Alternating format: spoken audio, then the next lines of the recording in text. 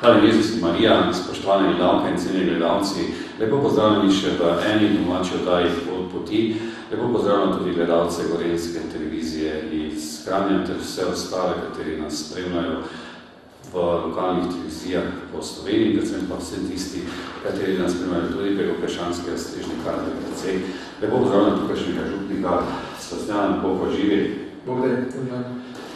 Morda bi na začetku se naših gledalcev nakratko se predstavili. Smo v Župniji Šmartno pod Šmarno goro, pa mislim, da je to najbolje, da kar vi poveste se gledalci Gorenjske televizije ali pa v te okolici vedo, ampak tisti, ki nas pogledajo nekje, drugje, pa verjetno malo težje.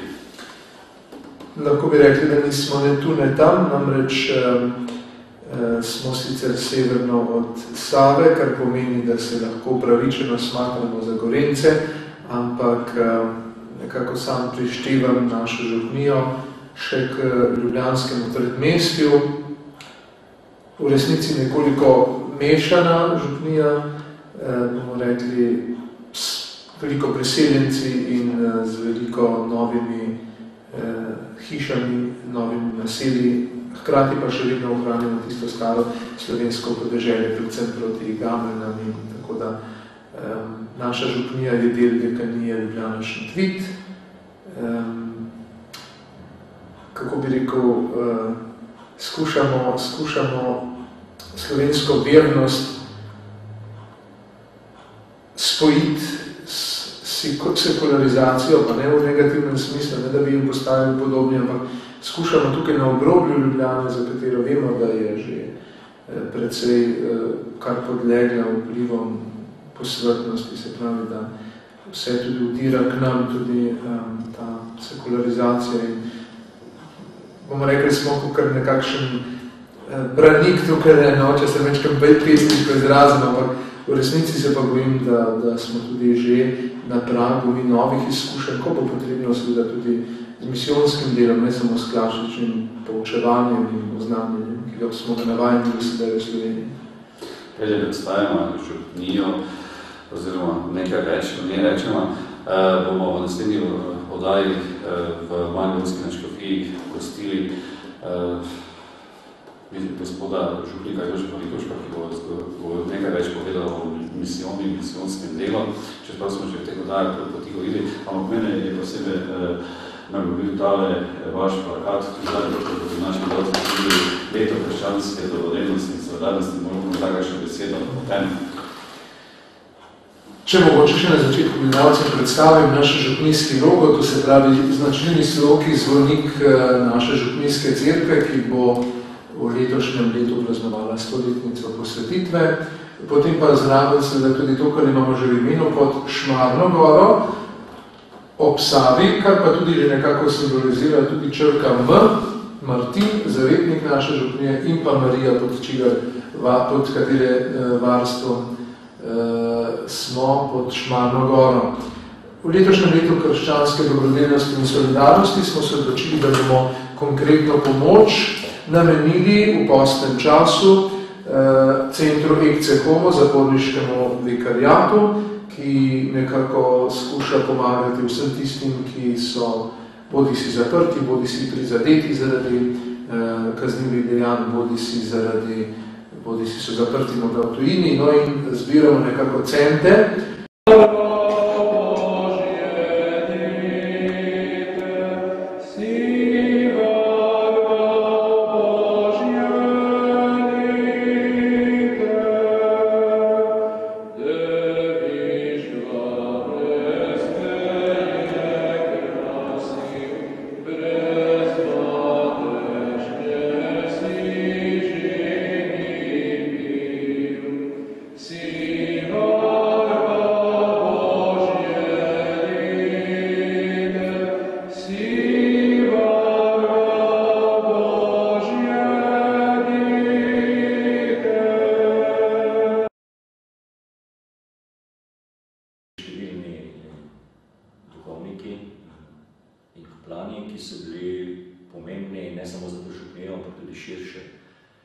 Seveda bi bilo preveč, da bi zdaj naštevali in omenjali vse, mogoče izpostavimo enega sicer nekoliko oddaljenega v času koncu 19. stoletja, v drugo polovico 19. stoletja.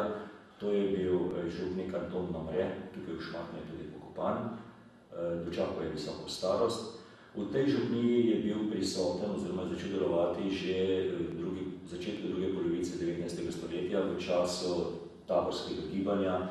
Naprimer, znan je tudi potem, da je pripravil, to predvsem za tiste gledalce, ki poznate ta čas taborskih gibanj, namreč tukaj v bližnjih Višnarjih je bil veliki tabor 1869 leta. Na tem taboru je vse prisotne in pač goste in številčno publiko, 15,000 ljudi je bilo takrat, pozdravila tudi 16-letna Franja Malenšek-Koširjeva, znana iz Levstikovih zgodb, njegovih pesmi. Torej, Anton Namre je Franji napisal pozdravni govor, ki ga je kot 16-letno dekle takrat na Višnjskem taboru povedano. Je bil pa Anton Namre zanimiv tudi po tem, da je rad pesmi. In ohranjenih je preko 200 njegovih pesmi, spisanih večinoma v slovenskem jeziku, nekaj tudi v nemškem in latinskem jeziku. Predvsem pa je bil Anton Namre nekako zelo zagret za to, da v to cerkev, šmarsko cerkev, pridobi tudi pomembna umetniška dela. In tako se je dogovoril s slikarjem Janezom Šubicom, da je za našo župnijsko cerkev naslikal zavetnika svetega Martina. Slika je nastala leta 1873 v Rimu, kjer je takrat Janez Šubic živel in deloval, bila potem prenešena v Ljubljano in iz Ljubljane tukaj v župnijsko cerkev. Ta slika ima mogoče kar veliko zanimivih stvari, predvsem je pomembno, da je bila že kmalu po nastanku, zanesljivo pa v času monarhije, že razglašena kot neke vrste kulturna dediščina. Sliko seveda imamo še vedno v čistih, tudi tukaj v Šmartnu. Vrsto let je bila na glavnem oltarju. Pred 10 leti smo jo za nek krajši čas, torej za obdobje 10 let, odmaknili iz glavnega oltarja, tako da se zdaj vidijo zadaj Langusove freske svetega Martina. V letošnji jeseni, ko bomo obhajali 170-letnico naše župnijske cerkve, pa nameravamo to sliko zopet vrniti na njeno staro mesto.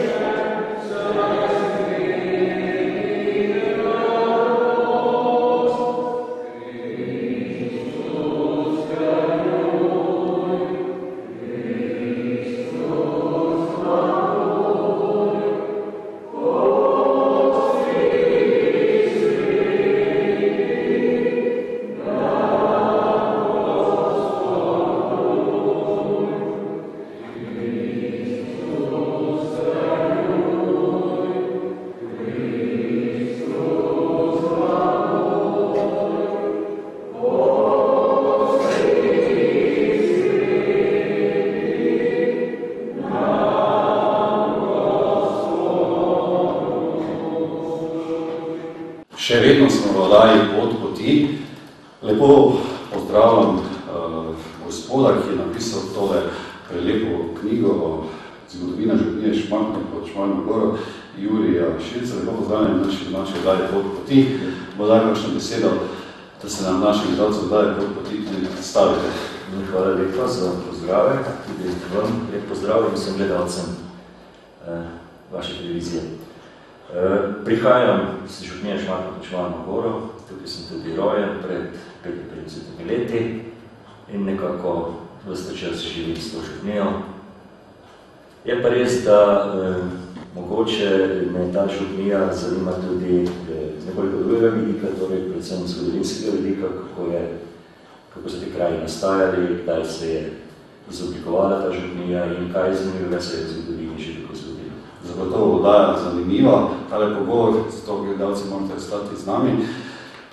Ali nam lahko pravzaprav poveste, kako ste pričeli pisati tole knjigo, kdo vam je pomagal?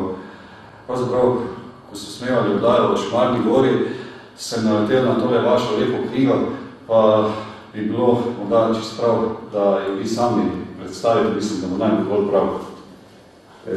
Ja, kot naročeno, letos je pravzaprav 10 let, odkar je ta knjiga išla, torej išla je v spomin na 160-letnico posvetitve zdajšnje, torej nove župnijske cerkve v Šmartno.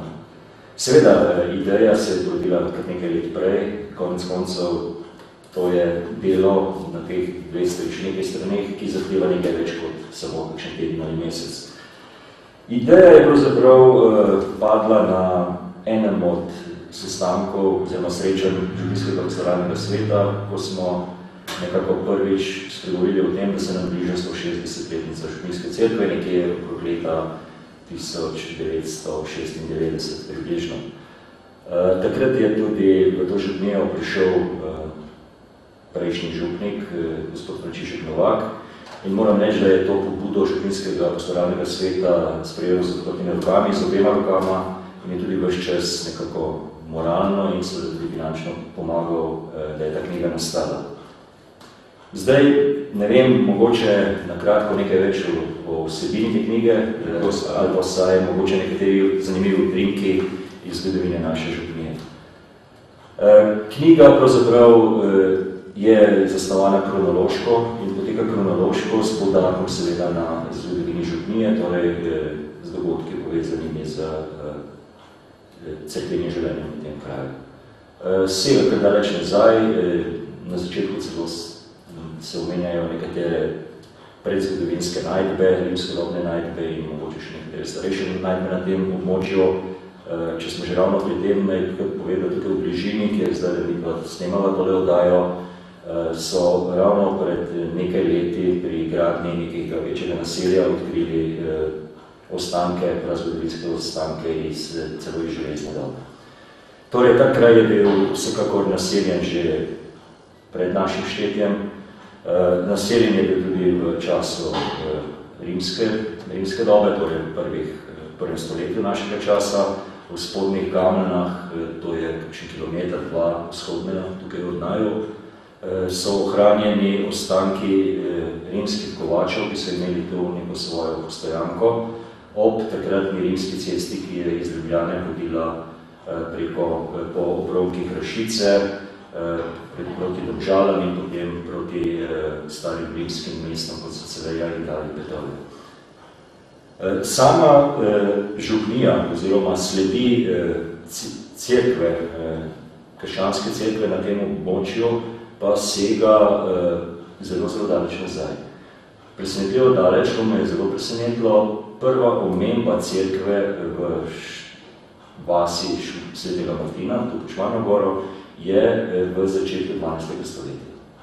Ohranjen je prepis neke oglejske listine, datiran približno v leto 1118, kjer se omenja že cerkev Svetega Martina v tej vasi in sicer v zvezi s tem, da je bila tej cerkvi podeljena pravica krščevanja in poročanja. Torej, na nek način se je ta cerkev že osamosvojila od svoje matice, torej goriške župnije. Še dalj nazaj pa seveda ni nekih pisnih gradiv, obstajajo zgolj hipoteze, da gre tukaj za območje neke hipotetične pražupnije s sedežem v Mengšu, od katere se je že nekje na koncu 10. začetku 11. stoletja izoblikovala tudi župnija Vodice. Je pa zanimivo, da se župnija Šmartno oziroma cerkev v Šmartnem omenja v konec 13. stoletja v popisu Glejskih desetin na tem območju kot nek samostojen cerkveno-pravni subjekt, torej kot plebs, kar nekako lahko že enačimo, da je šlo za neke vrste župnijo.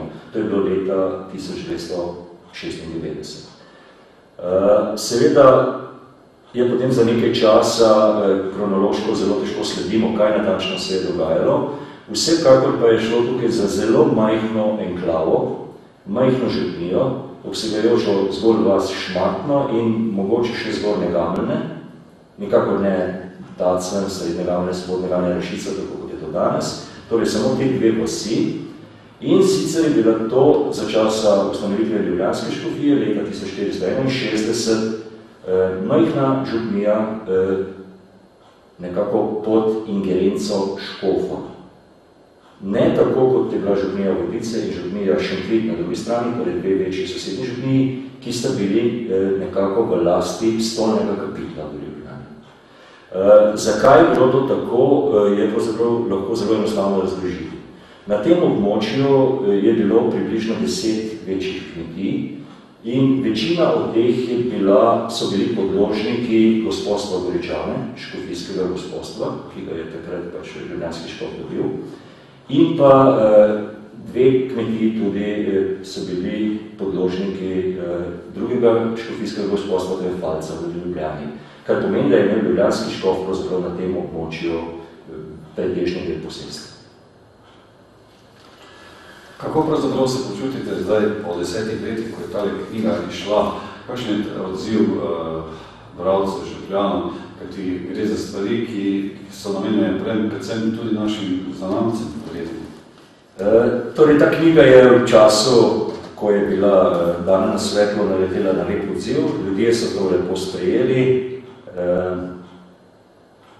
Seveda, tako kot je s tako stvarjo vedno, so stvari, ki bi se jih dalo boljše napisati, so verjetno notri se vpletle tudi kakšne nerodnosti, predvsem iz obdobja, recimo med obema vojnama in po drugi svetovni vojni, kjer sem pač za razliko od ostalega dela, ki sem gradil izključno na arhivskih verih, tudi prisluhnil tako imenovanemu ustnemu izročilu. Seveda, tukaj pa so problemi interpretacije ljudi in tako da moram priznati, da pravzaprav ne več problemov sem imel z zgodovino, recimo 20. stoletja. Kar je mogoče zanimivo in mogoče, če se bo kdo od vas, ki pa zdaj poslušate, kdaj je v bližnji prihodnosti lotil župnijskih kronik ali pa kakšnih kronik krajev, naj poskuša, kjer se le da ostati pri verih. Ker predvsem je treba biti pazljiv, da se mogoče teh zadev lotiš tako, da ne vzameš 5 knjig in narediš 600, ker zanesljivo je v enih od teh 5 knjig, ki si jih ti vzel, da bo 600 naredil, so napake in jaz poskušam iti nazaj k virom oziroma pač arhivskemu gradivu, ki je navoljo. Na spletni strani župnije Šmartno sem tudi opazil, da ste napisali več knjig, prispevkov, da ste dejaven kulturni delavec. Morda bi našim gledalcem, morda vas nekateri tudi poznajo, kakšno besedo še o tem dejavni? Ja, jaz sem pravzaprav po osnovni izobrazbi tehnik. Doktoriral sem z področja elektrotehnike in zdaj že več kot 30 let delam na področju računalništva. Sem višji znanstveni sodelavec na Inštitutu Jožef Štefan, torej raziskovalec, znanstvenik, kot se to končno sliši. Moram pa reči, da mi je zgodovina, predvsem domoslanstvo, torej zgodovina krajev, ki so blizu meni, in pa tudi rodoslovje, nek sporedni svet, kamor se rad zatekam v prostem času. Zdaj, tako prosti čas je seveda tako, ne. Prostega časa ni. Prosti čas je čas, ki si ga ti vzameš in ga nameniš pač neki drugi dejavnosti. Ne. Jaz poskušam nekako usklajati in mojo poklicno pot in pa te hobije s tem, da se pač poskušam po poglabljati dogodke, ki jih slišim v zgodovine in poskušam tudi kaj napisati. Tako so nastale tudi nekatere druge moje knjigice. Vse več ali manj po tej knjigi, torej v zadnjih 10 letih, tako sem recimo v eni knjižnici, to je naprimer zanimiva knjiga z naslovom Dr. Faustus. V tej knjigi obravnavam življenje in delo, torej življenjsko pot, zanimivo življenjsko pot enega naših znanih, žal pozabljenih oziroma nepriznanih rojakov, Mateja Gradiška, rojenega daljnega leta 1779 v Zgornjih Gamonah. Njegova pot ga je pelala med usmiljene brate, postal je član usmiljenih bratov, študiral medicino v Pragi in potem postal prior samostana usmiljenih bratov v Ljubljani in osnoval prvo civilno bolnico v Ljubljani. To je bilo okrog leta 1800.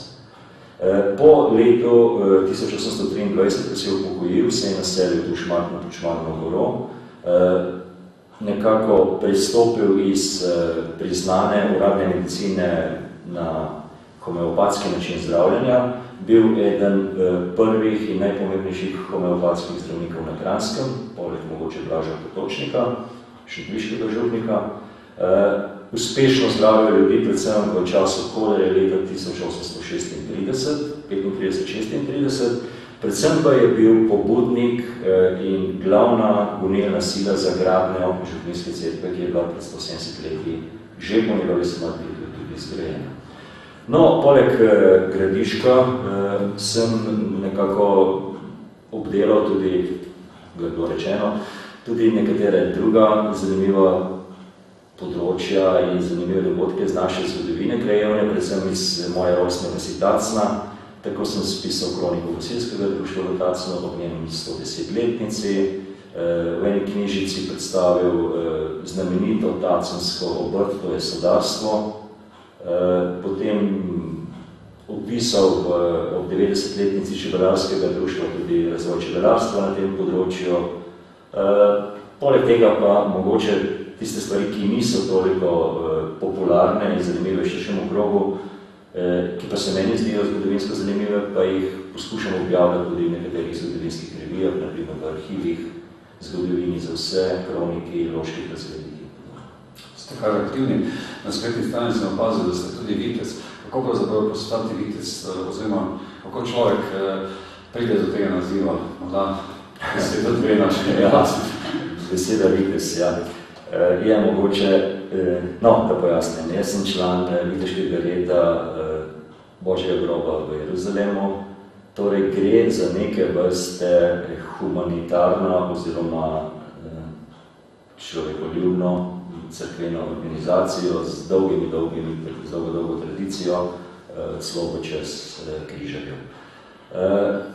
Zdaj, naša glavna naloga je, torej jaz sem član namestništva v Sloveniji, ki ga vodi dr. Janez Zajc, drugače pa je naš red neposredno podrejen papežu oziroma velikemu mojstru kardinalu, ki ga pač neposredno imenuje papež. Naš namen je ohranjati in pomagati patriarhu v Jeruzalemu, torej krščanski enklavi v svetu. Če pogledamo, pravzaprav veliko časa je v Sloveniji dovolj ljudi, oziroma vitezov, oziroma kako je prišlo do te ideje? To idejo je prav natančno ne vem, ampak vsekakor se je ta viteški red obnovil za časa, ko je bil ljubljanski nadškof kardinal Rode, zgodovina tega reda, obnovljenega reda, ki je se že prej deloval na tem našem področju, je nekje 10-15 let. Nas je zdaj, mislim, da približno 30, imeli smo do zdaj tri umestitve, 3 investiture in naš način dela je, oziroma način pridobivanja novih članov je seveda vedno na pobudo zdajšnjih članov. In tukaj moram čisto lepo odkrito povedati, glede na to ni to nobena skrivnost, mene je predlagal v ta red zdaj že pokojni, nekdanji župnik v Šmartno, Bogomil Škodovej. Kaj bi na koncu daje ti položili našim gledalcem na srce?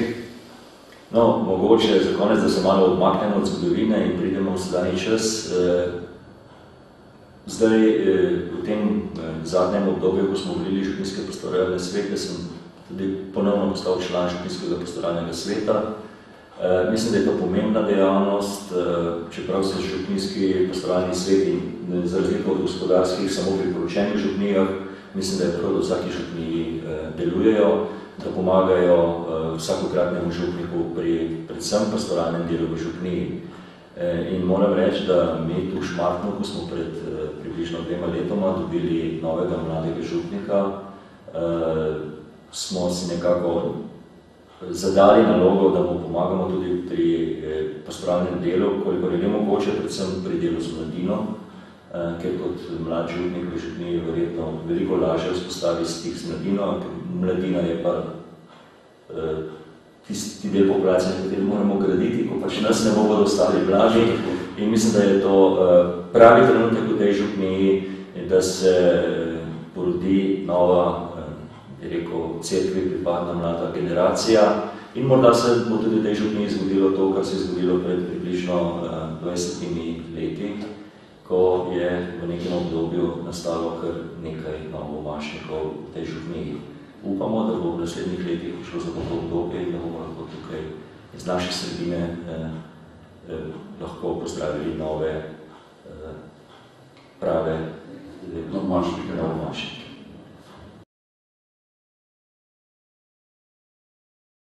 Zahvaljujem za pogovor in vam želim vse dobro na vaši življenjski poti. Najlepša hvala. Torej, župnijska posna akcija v letu krščanske dobrodelnosti in solidarnosti ima namen pomoč centru EKC Homo zaporniškega vikarijata, ki ga vodi gospod Robi Friškovec, ki bo tudi naš gost v enem od petkov v posnem času. Torej, namen je pa zbiranje centov v akciji Dovolj je za vse za zaporniški center EKC Homo, ki ga gospod Friškovec pripravlja, torej center, v katerem bodo nudili pomoč tako prizadetim ob kaznivih dejanjih, kot zaprtim tistim, ki delajo v zaporih, in zbiramo cente za vsako dobro delo, odpoved ali pa molitev, potem za to lahko namenijo v župnijski cerkvi v ta namen. Je pa verjetno tudi v tem času potrebno, da tudi za ljudi, ki so ne samo materialni stiski, tudi duhovni stiski, da tudi za njih molimo, dolujemo svete maše. In tudi gledalci bi apeliral, da tudi treba za svoje duhovnike, da molimo. Gotovo, ne, to je vse preveč se mogoče posvečamo postu, pa telesnim odpovedim, premalo pa tisto, kar v resnici post je, se pravi poživitev vere in krščanske ljubezni. Naši gledalci lahko tudi sedaj v sliki vidijo tole vašo lepo cerkev. Kdo je pravzaprav vaš zavetnik in morda kakšno besedo o njem? Sveti Martin najbrž Slovencem ni neznan, če ne drugače že zaradi svojih atributov v jesenskem času po Trgatvi. Tukaj smo od Trgatve nekoliko oddaljeni, saj po trudice moramo, da tja pridemo, ampak nekako cenimo svetega Martina kot našega zavetnika, sicer škofa iz Tura v Franciji, skromnega človeka, hkrati pa tistega, kar je imel, tudi razdajal. In se mi zdi, da fino podariti tudi atribut svetega Martina, da dobrota ni nikoli pravzaprav sirota, ker več ko daš, več tudi potem prejmeš. Morda ne v smislu materialnih ljudi, gotovo pa zadoščenje in tiste preprostosti, ki ti jo Gospod podarja potem, ko se izprazniš svojim verovanjem. Da vam pa pomaga pri pastoralnem delu, je to najmejša župnija, imate tudi kakšne podružnične cerkve? Ja, v župniji so 4 podružnice, svetega Jurija v Tacnu, svetega Andreja v Srednjih Gameljnah, svetega Lenarta v Spodnjih Gameljnah in svetega Križa na Vršici, tako da župnija niti ni tako majhna, če rečemo, za Ljubljano sicer nekoliko manjše število, recimo tam okrog 4600 prebivalcev je v župniji, nedeljnikov pa nekoliko čez 400, kar pomeni še celo manj kot 10%. Tudi to je del tega današnjega časa in tako moramo sprejeti in sem prav vesel, da je majhna skupina navdušenih sodelavcev, lahko rečemo, da je kar živa župnija. Kristjani postajamo vedno bolj kvas in sol družbe, to pa tudi pomeni v dobesednem smislu, da nas je malo in manjšina mora pač prekvasiti celotno družbo. Da sem prišel v vašo župnijo, predvsem bilo nekaj pisem, kateri so pravzaprav tisti mladi, kateri znate tako lepo združiti in bi morda nekaj dejali, kako vidite današnjo mladino, kako je pravzaprav tisto pastoralno delo pri verouku, kako mladi sprejemajo Jezusa, Boga, oziroma tisto dobro, pozitivno. Ja, težko je, ker že, če pogledamo iz našega življenja, se pravi starih toliko, kakor smo mi danes, gotovo duhovnost ni bila nikoli na prvem mestu, ampak se je krepila v družbenem življenju, se je izoblikovala v skupnosti. Kako mladim ponudi danes Boga? Sem včasih po duhovniku večkrat prav na tleh, kar se tega tiče, kar ne veš, ne? Ampak še s tem, da jih sprejemaš takšne, kakšne so, da jim daješ tudi določeno mero odločnosti, ker se mi zdi, da tega v življenju manjka, tako počasi spreminjamo. Me pa nekako to laži, da vedno so bila nasprotja med starejšimi in mlajšimi in zmeraj se je nova generacija prinesla tudi nekaj svojih izzivov in tako naprej, tako da pač ne smemo izgubiti upanja tudi, kar se mladih tiče, se razume. Kako pa mladi sodeluje pri pastoralnem delu, pri ustvarjanju župnije, župnijskega občestva? Veliko stvari je pravzaprav še v povojih, veliko stvari dobivajo določene razsežnosti, v nekaterih stvarih vsak duhovnik pravzaprav začenja iz ničle, tudi zato, ker je vsak nadarjen za neke stvari. Jaz ne bi rekel, sem bil za mlade nadarjen, celo nasprotno, veliko rajše včasih delam z izoblikovanimi ljudmi, tako da tukaj mogoče bi lahko vprašali koga drugega, ki ima več izkušenj na tem področju. Zdi se mi pametno, da se mladi ne navežejo na duhovnika, ampak predvsem na Kristusa, da v njem vidijo Kristusa in da je to naš namen. In če delamo proti temu, potem lahko delamo celo hude napake. Menite, da je današnja družina v krizi, oziroma krščanska družina, kar verjetno je razlika tiste vidika krščanske družine, takrat, ko ste še bili v družini kot otrok, pa sedaj, kot ste kot duhovnik? Ne vidim dosti razlike in tudi govorjenje o krizi krščanske družine mi gre včasih pošteno na živce, zato ker je pač so razmere druge. Mogoče zame, ki sem odraščal v župniji, kjer je bilo že le mesto, kjer je bilo že le več tega tudi protikrščanskega vpliva, saj če se spomnim iz osnovne šole. Tako da pač, kot sem že prej dejal, sol in kvas in to, na te razmere se moramo pač navaditi. Družba slovenska, kot vidno v razpravah o družinskem zakoniku, sprejema vse, kar je marginalno, vse, kar ni več v smislu moški, ženska, otrok. Prav, pa naj tako delajo, ni problema, mi in naša hiša bomo ostali pri starem. Dokler se družba ne sesuje v tem smislu, pač ne bo drugače. Seveda, zdaj v vsaki družini ne morajo, pač take ljudi moramo zdaj vzeti, k takim pristopiti, k takim misijonsko delovati, če lahko tako rečem. V redu, ni več družine izpred 100 let, ampak tudi leta 1911 ni bilo družin iz leta 1800, ne? Tako da pač sprejemati vsak čas in v tem delati, kredit Božje kraljestvo. Je pa verjetno družina, če moli, oziroma če obiskuje redno svetomašo, tudi verjetno je povezana lažje s se sooča s temi težavami, katere prinaša ta čas? Gotovo. In to se mi zdi, da so naši župniji zelo poznajo in tudi sem zelo hvaležen. Spet nekoliko drugačna izkušnja, koliko sem doživel mogoče drugod v tistih 2-3 župnijah, ker sem se nekoliko spoznal s pastoralnim življenjem.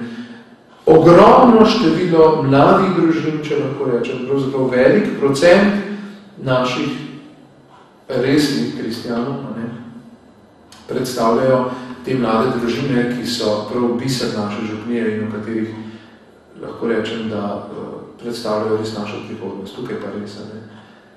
Seveda, niso vse družine take. Moramo skrbeti tudi za tiste. Velika nevarnost za duhovnika, jaz se mi zdi, da se poveže s temi družinami, do ostalih pa ne goji hoja po malem Triglavu. Seveda, prepad na eni na drugi strani, obiramo pa sredno pot in skušamo vse ljudi pripeljati k veri. Skušamo. Zdaj je tudi list svetega Martina, morda kakšno besedo še o tem?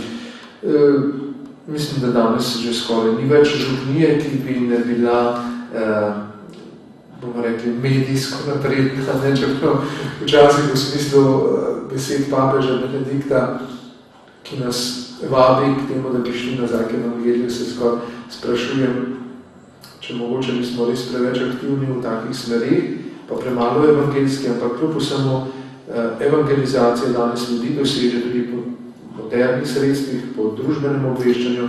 Eno takih je seveda 14-dnevnik, ki ga pripravljamo skupaj s sodelavci, potem pa seveda tudi spletna stran z aktualnimi temami, pogosto tudi ažurirana in pa obogatena s slikovnim materialom. In se mi zdi, da to ljudje zelo pozitivno sprejemajo. Pa tudi konec koncev sam, ki sem že nekoliko otrok te dobre, pokvarjen z računalnikom ali pa bomo rekli vsaj zaznamovan, mogoče z lepšo besedo. In to se mi zdi zelo pozitivno, se pravi, da doživljamo svojo skupnost župnijo preko tudi interneta, preko župnijskega lista, preko SMS sporočila, preko Facebooka, če hočete, mogoče malo zelo radikalno, ne bo nas to odrešlo. Bistveno je maša, bistveno je evangelij, ampak vendar ne, krščanska kultura sega na vsa ta področja in sem temu tudi hvaležen, da imamo tudi na tem področju dovolj sodelavcev. To imate tudi prav, kajti nikoli ne vemo, na kakšen način nas Bog prekliče in tudi ena izmed možnosti, tudi internet. Ja, gotovo. Ali pa mobitel v cerkvi, ko zvoni med mašo, ne? Katere zakramente poznamo?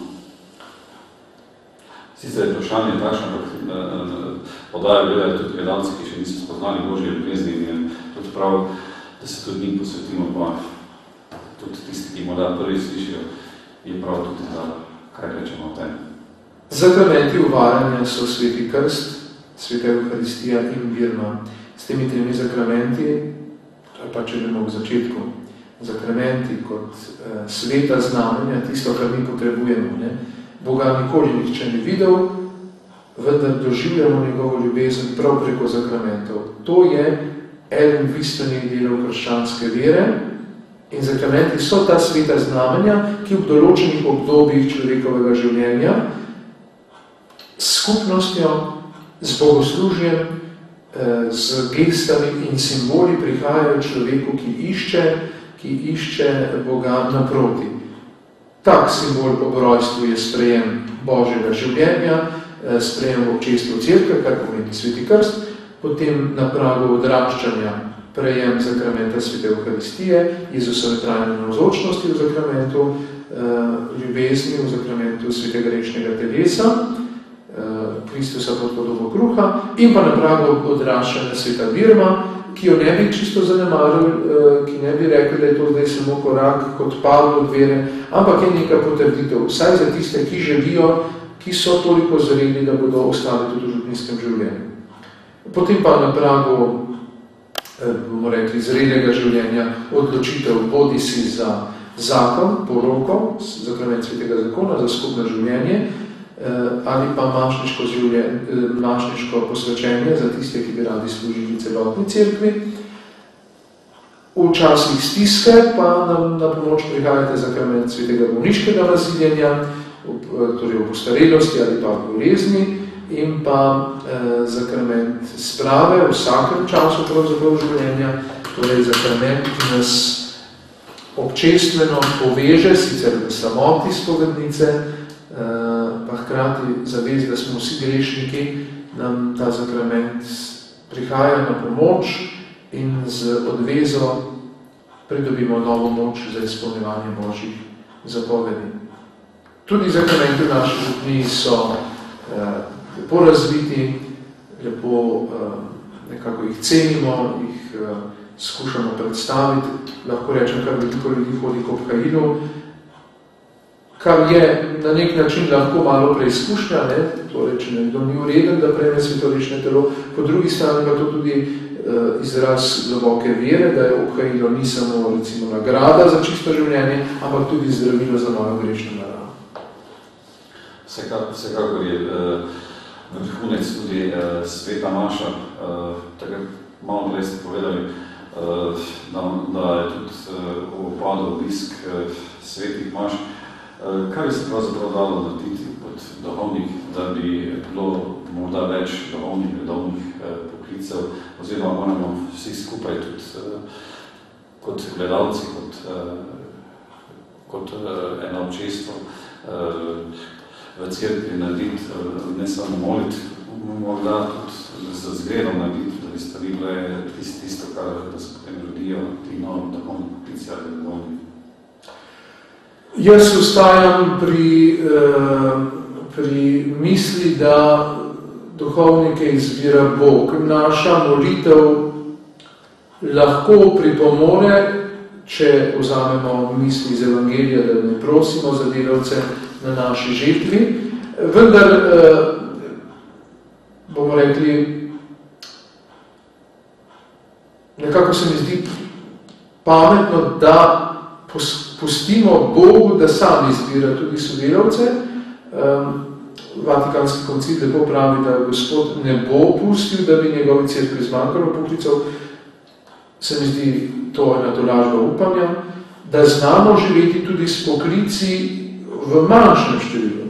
Konec koncev se mi zdi to vse sorazmerno, torej upadanje naše vernosti je tudi upadanje duhovniških poklicev. In prav je, da sprejmemo ta čas in da se svojo molitvijo trudimo, da bi bilo mogoče drugače. In pa, da ne pozabimo v tem času delovati, torej, da naša molitev, vztrajna molitev, gotovo izprosi novih poklicev. Kaj bi človeku povedal Jezus, če bi ga srečal, oziroma človek povedal Jezusov? Kaj bi on povedal, morate njega vprašati?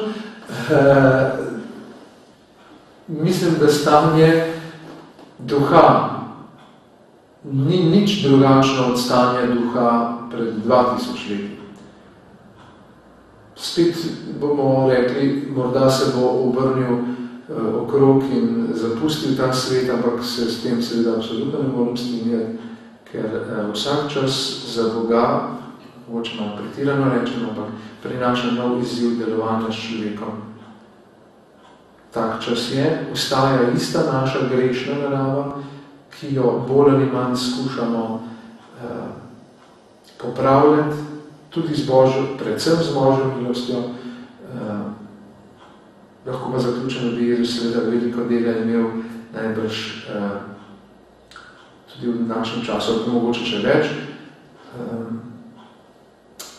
Kaj bi pa človek mu danes lahko povedal?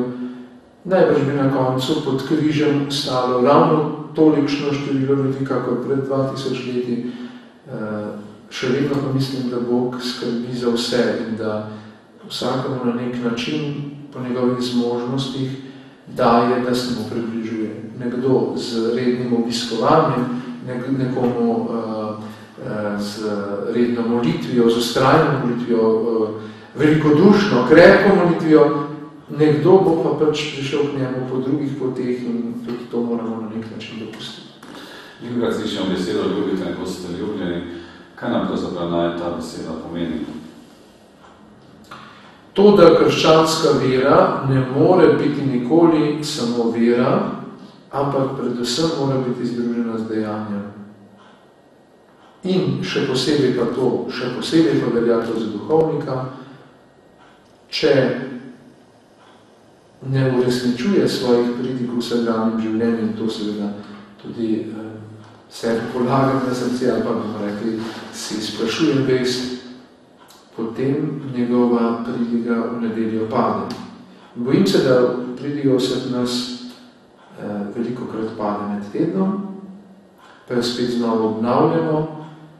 Pridiga pa tudi pri kristijanih velikokrat pade. Se vemo, da mi, ki smo v nedeljah ali pa med tednom pri maši, smo na očeh javnosti, ljudje se zanimajo za nas, pričakujejo od nas, da smo dejavni ljubezni do bližnjega, in če nismo, nas tudi upravičeno lahko, bomo rekli, kako bi se zdaj po besedo to reklo, nas lahko tožijo v tem smislu pred Bogom in pred ljudmi, da nismo taki, kakor bi pa po evangeliju morali biti. Menite, da so ljudje za pomoč sočloveka v tem času bolj naklonjeni, manj?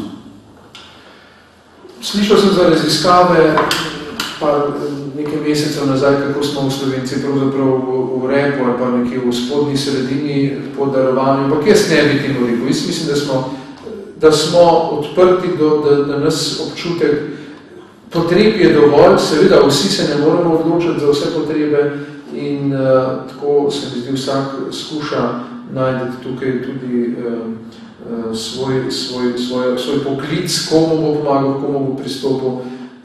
Ne nazadnje, če razdam vse, nimam potem nič več, da bi še komu dal. Je bolje, da znam razporejati tudi tisto, kar bom dal. Če za primer pogledamo samo župnijske Karitas, koliko enega prostovoljnega dela je, kako ljudi pravzaprav za nič, za nobeno pohvalo v nedeljo, ampak samo zgolj zaradi občestva gradijo svoje ljubezni do bližnjega.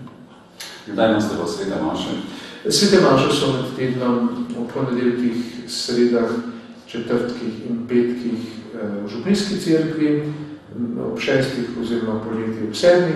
ob torkih zjutraj ob 6:30, v nedeljah pa je nedeljska maša že soboto zvečer na podružnici v Tacno in pa potem v župnijski cerkvi ob 7. in 9.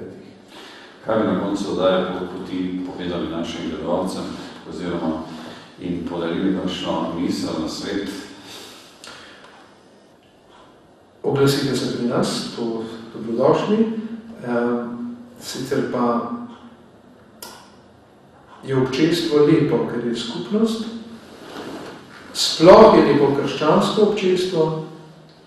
Je pa res, da je včasih zelo težko ustrajati, ampak da tisti, ki bodo do konca ustrajali, bodo dobili zadoščenje v smislu iskanja lepe skupnosti, ker jo bodo našli.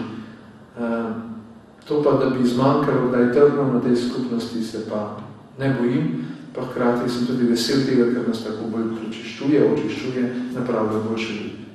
Jaz sem se zahvaljujem za pogovor, želim vam obilo Božjega blagoslova na vaši duhovni poti. Hvala lepa. Vas, spoštovani gledalci, pa lepo pozdravljam in vam želimo vse dobro do naslednjega snidenja v oddaji Pot poti, ko bomo v nadškofiji Maribor v župniji Malečnik. Lepo se imejte in ostanite v družbi naše televizije in vas pozdravljam s tistim lepim, starim krščanskim pozdravom. Hvala Isus in Marija.